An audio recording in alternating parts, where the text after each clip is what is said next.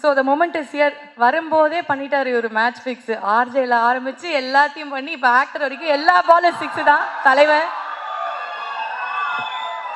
எல்லாருக்கும் வணக்கம். சத்யம் தேட்டரில் ஆடியோ லான்ச் அப்படின்னாலே பேசிகிட்டு இருக்கும்போதே மைக் ஆஃப் ஆகும். ஏன்னா அவங்களுக்கு ஷோ இருக்குது. முதல்ல மேலே வந்திருக்கிற நிறைய யங்ஸ்டர்ஸ் தேங்க்யூ வந்ததுக்கு. வந்திருக்கிற மீடியாவுக்கு, பத்திரிகை துறை, internet in all kinds of மீடியாவுக்கு ரொம்ப ரொம்ப நன்றி.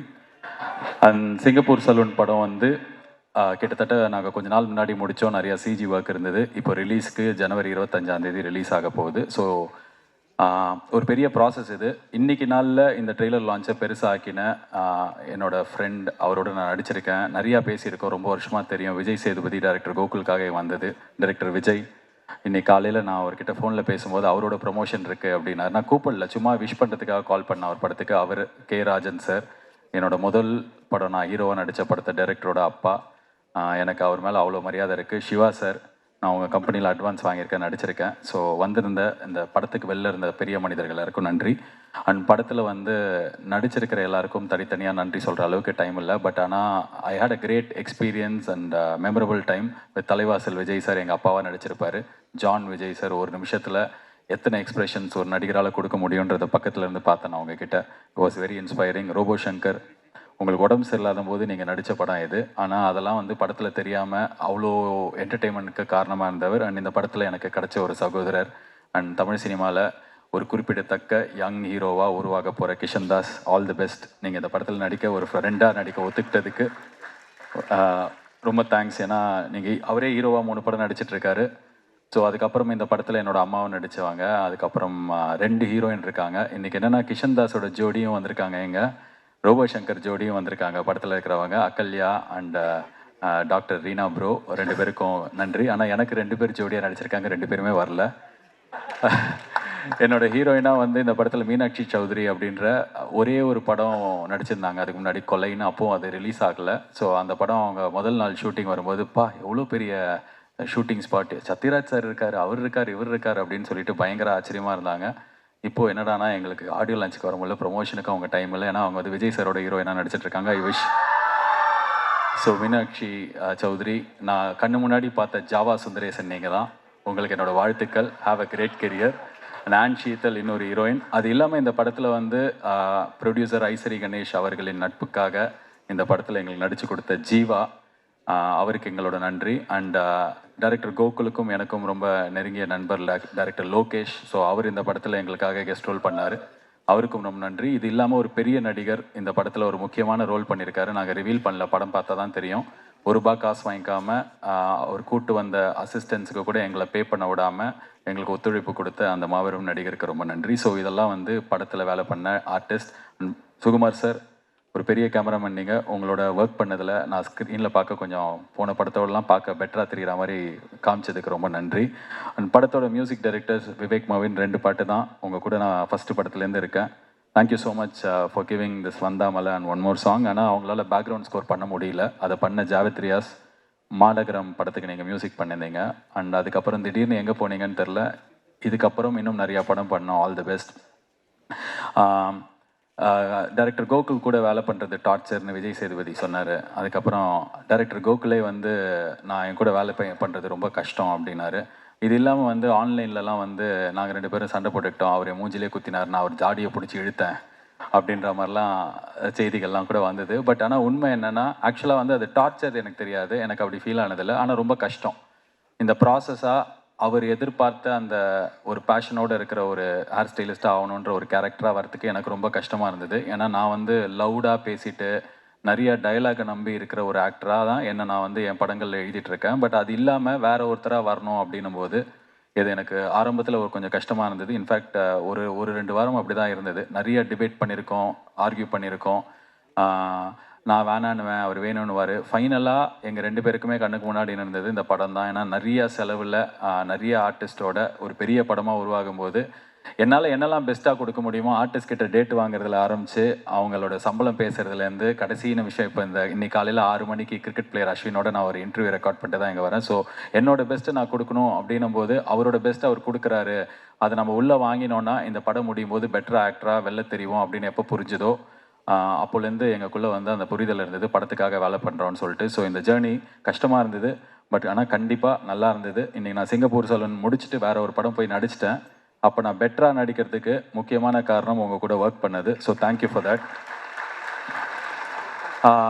ஃபைனலாக வந்து ஐசரி கணேஷ் அவர்கள் வந்து நான் முதல் வாட்டி எல்கேஜி சொல்லும்போது என்னை எப்படி நம்பினாரோ, எந்த வார்த்தையும் சொல்லாமல் எப்படி அந்த படத்துக்கு இம்மீடியட்டாக ஓகே சொன்னாரோ, இன்னி வரைக்கும் அவர் என்னை அப்படி தான் பார்க்குறார், அவர் என்னை அப்படி தான் நம்புகிறாரு. நான் இந்த படத்தை வந்து ரொம்ப பிடிச்சி போய் இது ரொம்ப நல்லா இருக்குது அப்படின்லாம் சொல்லி அவர்கிட்ட எடுத்துகிட்டு போய் சொல்லி அவர் இதை பண்ணுறார் அப்படின்னும் போது ஷூட்டிங்க்கு 2 மாதம் முன்னாடி நான் அவர்கிட்ட சொன்னேன், இல்லை எனக்கு பண்ண பயமாக இருக்குது அப்படின்னு சொன்னேன். காரணம் என்னென்னா இந்த படம் ரொம்ப பெருசாக இருந்தது. எக்கச்சக்க ஆர்டிஸ்ட்டு, எக்கச்சக்க செலவு. அந்த சலூன் நாங்கள் படத்தில் காட்டுறதுக்கு மட்டுமே ஒரு 1.5 கோடி 2 கோடி ரூபாய்க்கு செட்டு போட வேண்டியிருந்தது. ஸோ இவ்வளோ செலவு இருக்குது, இது நான் பண்ணணுமா, இது தாங்குமா அப்படின்னும் போது அவர்கிட்ட ஒரு வாட்டி கதை சொல்கிறதே ரொம்ப கஷ்டம். ஏற்கனவே சிங்கப்பூர் சலூன் கதையை ஒரு வாட்டி கேட்டவர் அடுத்த நாளைக்கு ஃபுல்லாக உட்காந்து திருப்பி ஒரு 3 மணி நேரம் கதை கேட்டு இதை நீ பண்ணு, எவ்வளோ பெருசாக இருந்தாலும் நான் பண்ணுறேன், என்னை நம்பி உள்ளவா அப்படின்னு சொல்லி இதை ப்ரொடியூஸ் பண்ணி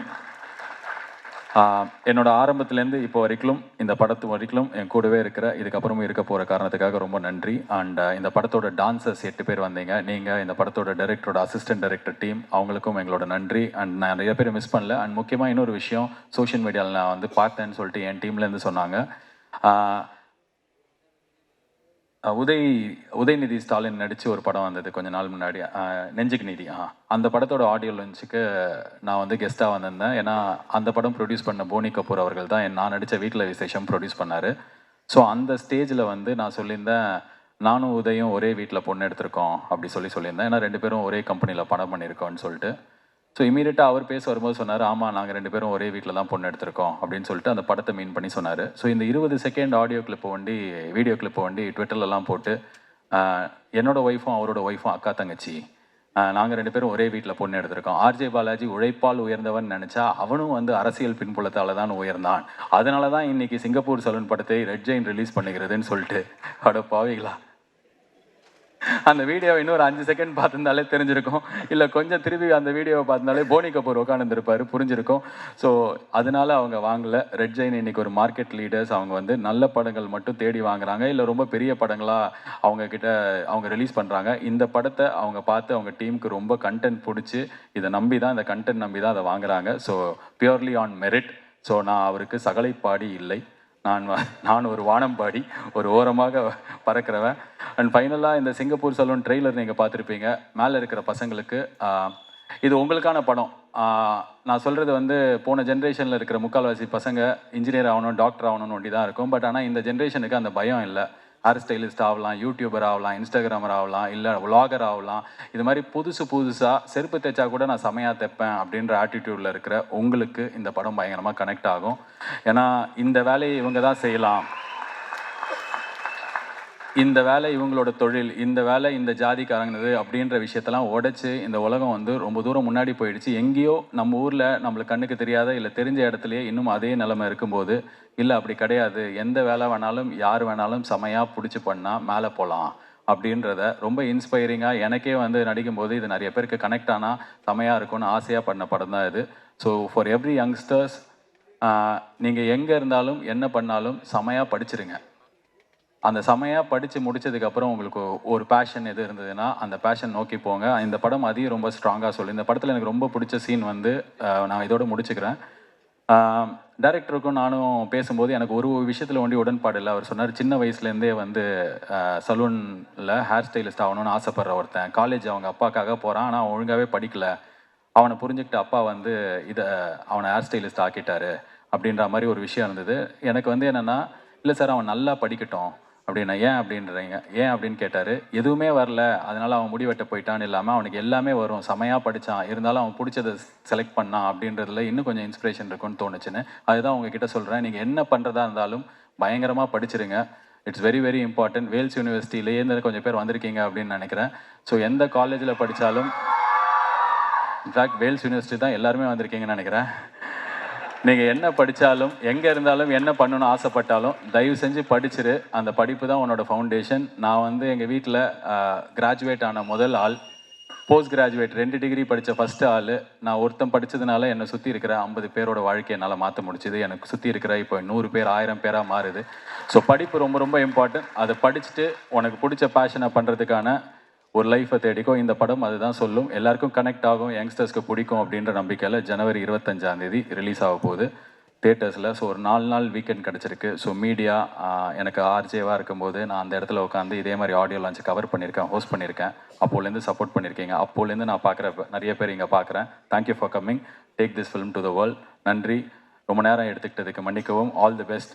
இனிய பூசம், எங்களுக்கு தைப்பூசம் அன்றைக்கி தான் ரிலீஸ். இனிய தைப்பூசம், குடியரசு தின நல்வாழ்த்துக்கள். 4 நாள் லீவு. ஆண்டி அங்கிள், தம்பி தங்கச்சி, டே பச்சை சட்டை, தேட்டரில் போய் படத்தை பாரு. நன்றி.